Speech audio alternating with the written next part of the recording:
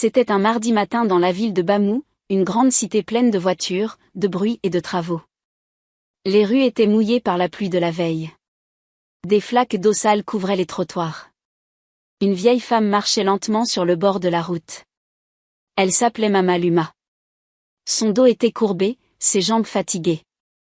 Elle portait un simple pagne et s'appuyait sur un bâton en bois. Son foulard cachait ses cheveux gris, et son regard était calme. De l'autre côté de la route, dans une voiture blanche brillante, une jeune fille regardait Mama Luma. Elle s'appelait Clarisse Tano, la fille d'un homme très riche de Bamou. Elle avait 23 ans, venait d'acheter une voiture de luxe, et tout le monde en ville connaissait son nom. Clarisse souriait, mais ce n'était pas un sourire gentil. Elle avait une idée dans la tête. Une idée méchante. Tu veux marcher sur la route des riches ? Tu vas voir, murmura-t-elle en riant toute seule. Elle appuya sur l'accélérateur et fonça vers une grande flaque d'eau. Sans ralentir, elle fit exprès de rouler dedans. L'eau sale vola dans les airs, et tomba directement sur Mama Luma. Le pagne propre de la vieille femme devint marron. Son foulard dégoulinait. Sa peau tremblait à cause du froid. Elle resta debout, sans bouger. Choquée. Clarisse arrêta sa voiture un peu plus loin, baissa la vitre et éclata de rire. Ah ah ah. Regarde-toi maintenant, vieille peau. Tu n'as qu'à rester chez toi au lieu de salir les rues des gens importants. Mama Luma leva les yeux. Elle ne parla pas. Elle avait des larmes dans les yeux. Mais elle garda le silence. Peut-être que la prochaine fois, tu comprendras ta place, cria encore Clarisse avant de démarrer. Derrière elle, quelques passants avaient tout vu. Mais personne n'osa parler. Tout le monde connaissait la famille Tano. Le père de Clarisse possédait des immeubles, des stations-service, des hôtels et même une chaîne de télévision. Personne ne voulait avoir de problème. Clarisse, elle, appela sa meilleure amie. Allô Sandra ? Tu ne vas pas croire ce que je viens de faire. Une vieille dame marchait comme une tortue au bord de la route, alors je l'ai trempée avec de la boue. C'était trop drôle. Clarisse, t'es méchante, répondit Sandra, mais elle riait quand même. Méchante ? Non, juste réaliste. Les pauvres doivent savoir où est leur place, c'est tout. Clarisse passa le reste de sa journée au centre commercial, entre shopping et café cher. Le soir, elle retourna dans la villa familiale, un grand manoir avec piscine, 10 chambres et des domestiques partout. Son père, Monsieur Aristide Tano, l'attendait au salon. « Tu as passé une bonne journée, ma fille ? » « Oui papa, très bien, » répondit-elle en souriant. Mais elle ne lui raconta rien sur la vieille femme. « Je pars demain pour Dubaï, » dit Aristide. 3 jours pour un gros contrat. Garde la maison, ne fais pas trop de folie. Papa, on a tellement d'argent que je pourrais faire brûler des billets pour m'amuser, plaisanta Clarisse. Le lendemain, Clarisse dormait encore quand son téléphone sonna. Elle répondit sans ouvrir les yeux. Allô ? Clarisse. Réveille-toi. Allume les informations. Vite. C'était son père. Sa voix tremblait. Il ne parlait jamais comme ça. Papa ? T'es pas à Dubaï ? Je suis encore à l'aéroport. Allume la chaîne 9 maintenant. Elle se leva, confuse, alluma la télé. L'image montrait un présentateur, très sérieux. Urgent, l'homme d'affaires Aristide Tano a tout perdu suite à une gigantesque escroquerie. Des milliards envolés. Son empire est en ruine. Clarisse sentit son cœur s'arrêter. Quoi ? Ce n'est pas possible. Son téléphone sonna encore. C'était son père. Clarisse, ils ont tout pris. Tout. Les hôtels, les maisons, les comptes.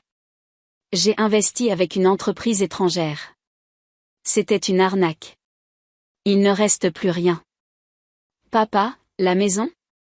Ma voiture ? Hypothéquée. Ils viennent tout saisir. Prépare un sac. Tu dois quitter la maison. Mais, Clarisse lâcha son téléphone. Elle courut à la fenêtre. Des voitures banalisées étaient garées devant. Des hommes en costume entraient chez elle avec des papiers officiels. 30 minutes plus tard, la banque l'obligea à partir avec un petit sac. Pas de bijoux. Pas de chaussures de marque. Pas de téléphone dernier cri. Elle sortit de chez elle avec un sac léger, et une lourde réalité, elle n'était plus riche. Et personne ne venait l'aider. Clarisse était debout devant sa maison, celle où elle avait grandi, avec seulement un petit sac à la main. Sa voiture avait été saisie. Sa carte bancaire bloquée. Son téléphone vibrait, mais ce n'était plus comme avant. Elle appela Sandra, sa meilleure amie. « Allô Sandra, j'ai besoin d'aide. Je ne peux plus rester chez moi. Tout est parti. » Un silence. Puis une réponse froide. « Clarisse, mes parents disent que je ne dois plus traîner avec toi. Désolée. Bonne chance. » La ligne se coupa. Elle appela d'autres amis. Aucun ne répondit. Certains lisaient ses messages, mais personne ne rappelait. Elle essaya de marcher jusqu'à un ancien employé de son père, un chauffeur. Il lui ferma la porte au nez. « Tu m'as traité comme un chien quand j'ai perdu mon poste.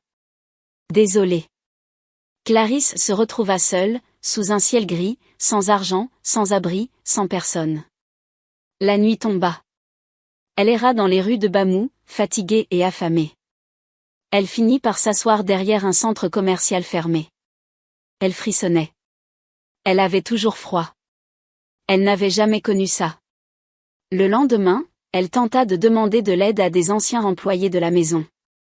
Mais la plupart l'ignoraient. Une domestique croisée dans le passé lui répondit. « Tu m'as humiliée devant tes amis. Tu m'as traité de moins que rien. Va voir ceux que tu trouvais meilleurs que nous. » Clarisse s'assit sur un banc en métal, devant le marché central. Des gens passaient sans la voir. Son ventre faisait du bruit. Elle n'avait rien mangé depuis la veille. Elle regardait les visages. Les vendeurs, les clients, les enfants. Ils vivaient tous leur vie, comme si elle n'existait pas. Puis, soudain, une voix. « Clarisse ? C'est toi ?» Elle leva les yeux. C'était Sophie, une ancienne cuisinière de la maison Tano. Une femme douce, que Clarisse avait fait renvoyer pour une faute minime. Sophie portait un panier de légumes. « Mais, qu'est-ce qui t'est arrivé ? Tu es si maigre, si sale. » Clarisse fondit en larmes. « On a tout perdu. Papa s'est fait arnaquer. Je n'ai plus rien. Même mes amis m'ont tourné le dos. » Sophie resta silencieuse un moment. Puis elle fouilla dans son panier, sortit un petit pain et une bouteille d'eau. « Mange, dit-elle simplement. Clarisse prit la nourriture avec reconnaissance. Pendant qu'elle mangeait, Sophie la regardait. « Dis-moi la vérité. Qu'est-ce qui s'est passé, juste avant que tout ne s'effondre ? Quelque chose d'inhabituel ? » Clarisse hésita. Puis elle raconta ce qu'elle avait fait à Mama Luma, la vieille femme qu'elle avait éclaboussée. Sophie ouvrit grand les yeux. Clarisse, ce n'était pas une femme ordinaire. Beaucoup de gens disent qu'elle avait des dons. Elle aidait les enfants perdus. Elle priait pour les malades. On disait qu'elle était protégée spirituellement. Clarisse baissa les yeux. « Tu crois qu'elle m'a maudite ? » « Je ne sais pas. Mais dans notre culture, on ne traite pas les anciens comme ça. Le cœur d'une vieille femme blessée peut appeler des choses que même les riches ne peuvent éviter. » Sophie réfléchit. Puis elle dit. « Tu dois voir le vieux Sogo. C'est un voyant. Il peut savoir si c'est un problème spirituel ou juste une malchance. » Le lendemain, Sophie accompagna Clarisse jusqu'à une maison modeste, dans un quartier reculé. Là vivait le vieux Sogo, un homme aux cheveux blancs, silencieux, assis sur un tapis. Il observa Clarisse longuement. Il ne dit rien pendant plusieurs minutes. Puis enfin. « Tu as été touché par une parole très lourde. Une malédiction. Pas de la magie, mais une blessure du cœur profond. Une injustice grave faite à quelqu'un de très protégé. »« Que puis-je faire ?» demanda Clarisse d'une voix brisée. « Rien, sauf si la personne qui a souffert t'accorde son pardon. C'est la seule issue. Il faut que je retrouve cette vieille dame. Je vais lui demander pardon. » Je vais me mettre à genoux. Fais vite, dit le voyant. Car le pardon est une porte. Mais une porte peut se fermer pour toujours. Clarisse se leva, décidée. Elle allait retrouver Mama Luma, coûte que coûte. Pendant plusieurs jours, Clarisse chercha Mama Luma dans toute la ville. Elle retourna à l'endroit exact où elle l'avait éclaboussée. Elle demanda aux vendeurs, aux marchands, aux passants. Vous connaissez une vieille femme, un peu courbée, qui marche avec un bâton? Elle passe souvent par ici? La plupart secouaient la tête. D'autres disaient vaguement. Peut-être. Il y a beaucoup de vieilles femmes ici, madame. Mais une femme vendeuse de beignets lui dit enfin. Oui, je vois une vieille femme comme ça. Elle s'appelle Mama Luma. Très gentille. Elle vit à Nzoko, pas loin du quartier flottant. Mais elle est très discrète.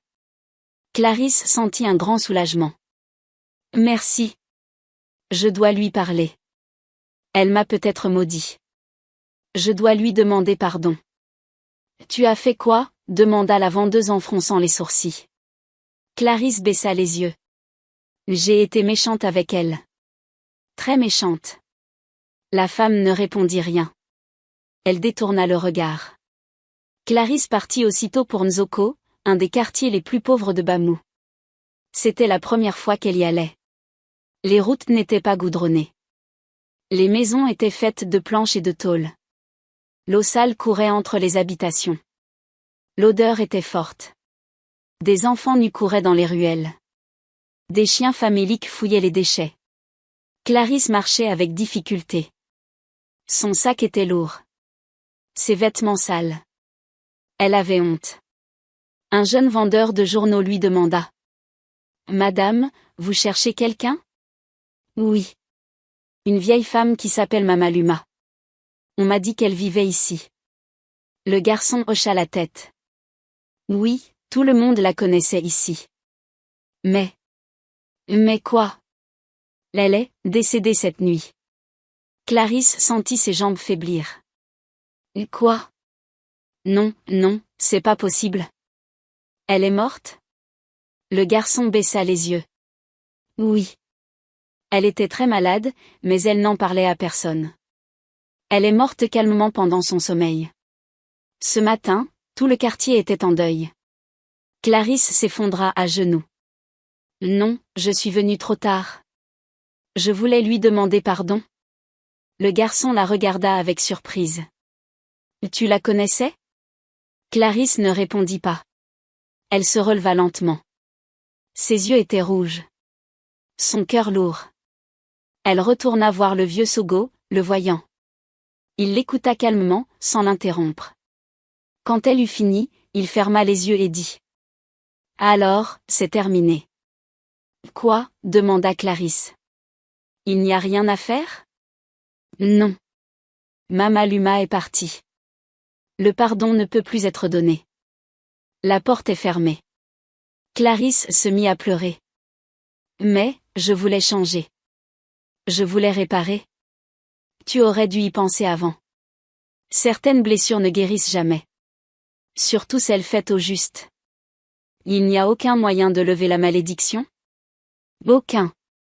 Ton destin est maintenant lié à ce que tu as semé. Tu vas devoir vivre dans la pauvreté. Tu vas apprendre ce que ressentent ceux que tu méprisais. Clarisse sortit de la maison du voyant, sans force.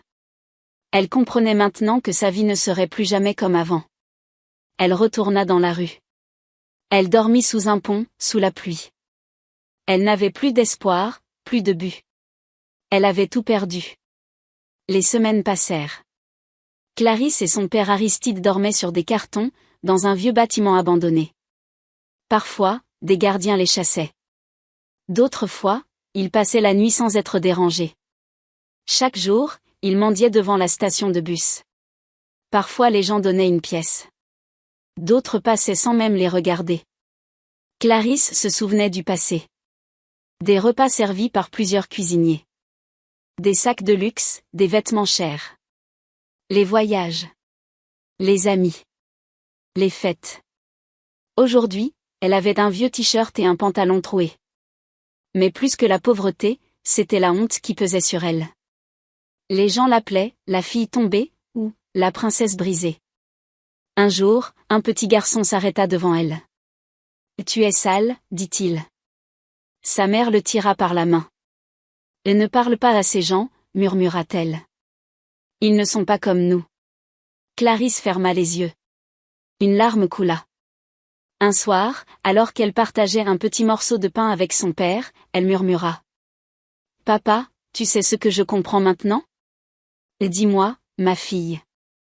Ce n'est pas la pauvreté qui fait mal, c'est la façon dont les gens te regardent quand tu es pauvre.